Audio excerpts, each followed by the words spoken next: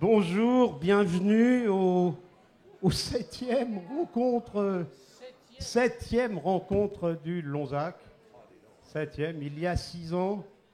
Il y a 6 ans, on était dans la salle en face, une trentaine, et il y avait des courants d'air et tout, on se demandait. Après, on est passé dans la halle où on fait les foires primées aux bestiaux, qui étaient habillés par les pompiers pour leur bal annuel, là, et puis il y avait de l'eau qui coulait, on entendait les tracteurs. Après, on est revenu là-bas et c'est devenu trop petit.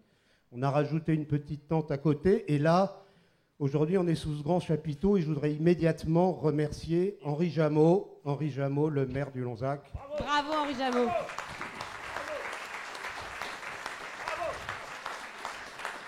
Henri Jameau, l'équipe municipale et les employés municipaux, parce qu'il n'a pas...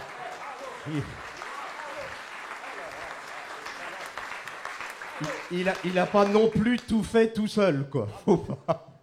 Et simplement, et en plus, comme il a fait beaucoup de choses avec ce village, les tentes, le truc, etc., il s'y est pris un peu tard pour le temps, mais il a réussi aussi. Il va faire beau.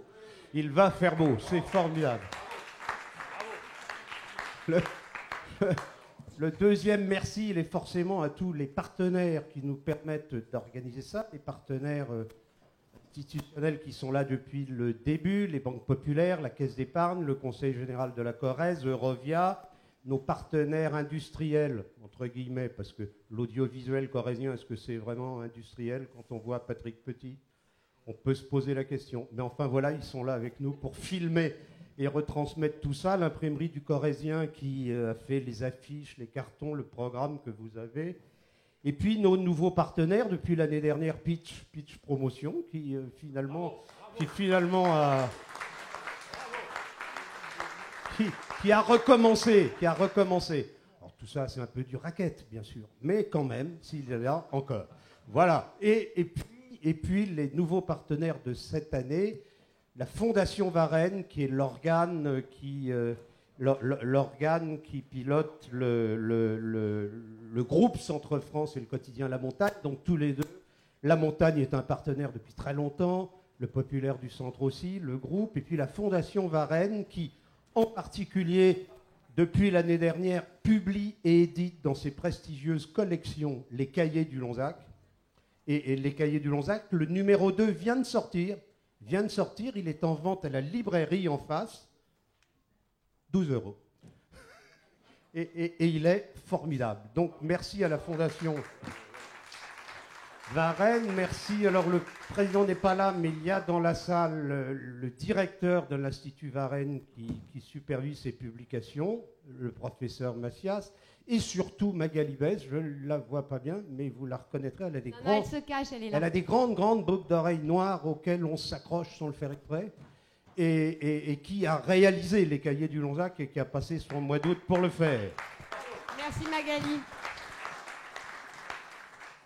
Bon, La Montagne, je n'en parle pas, vous avez vu tout le mois d'août, les publications, annoncer ses rencontres, sur le site de La Montagne, tout ça a été publié et tous les sondages ont eu lieu avec Thibaut Solano qui a maîtrisé ça et nos amis de La Montagne sont là bien sûr pour couvrir ces rencontres. Dernier nouveau. Vive la montagne. Vive la montagne. Voilà, vive la montagne. Et le Populaire du Centre qui doit arriver, mais comme il arrive de Limoges, c'est un peu plus loin, quoi. Voilà. Un peu moins bravo, mais quand même vive. Vive le Populaire du Centre. Voilà, et enfin, la Chambre de commerce et d'industrie de la Corrèze, son président Jean-Louis Nesty qui est là, et qui tout à l'heure... Voilà. Vous pouvez tout savoir sur l'industrie en Corrèze dans le stand de la Chambre de commerce et ce sont nos partenaires pour, bien sûr, le thème s'y prêtait. C'est exprès qu'on a choisi ce thème pour les amener. Maintenant, on les garde comme partenaires de quels que soient les sujets dont on débattra dans l'avenir. Quelques nouveautés cette année, donc le chapiteau, le village. Je voudrais qu'on accueille 5 jeunes gens, vous voulez. Rémi Chauvel, Lauriane Barthélémy, Chloé Templier, Jacques Pointou et Margot Hague. Bravo. Voilà. Alors, on les a un peu forcés à venir parce qu'on a dit qu'il fallait qu'on rajeunisse un peu, voilà, l'assistance forcément. et ces 5 jeunes amis ont une caractéristique, c'était les gagnants d'un concours organisé par le Cercle d'économistes pour les rencontres économiques d'Aix-en-Provence en juillet dernier, où on avait demandé à des jeunes gens de grandes écoles, d'universités, de dire inventer 2020.